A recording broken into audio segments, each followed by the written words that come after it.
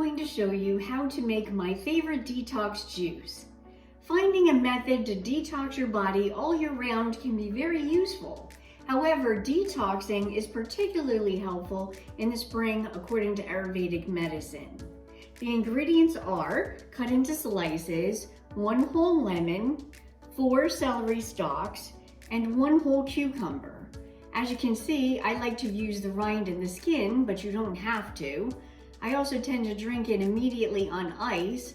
However, you can freeze it or refrigerate it, but the most benefits from juice tend to come from the first 1 to 4 hours of preparing.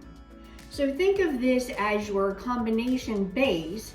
However, you can add your favorite fruits and vegetables to it. For a little tartness, I like to add some fresh cranberries. You can add kale if you want to make a green juice. And if you are adding fruit, try to use fruits that are in lower sugar content, such as a cup of blackberries, which is also low in calories. And you really don't have to spend much on a juicer. For instance, you can get one as little as $20.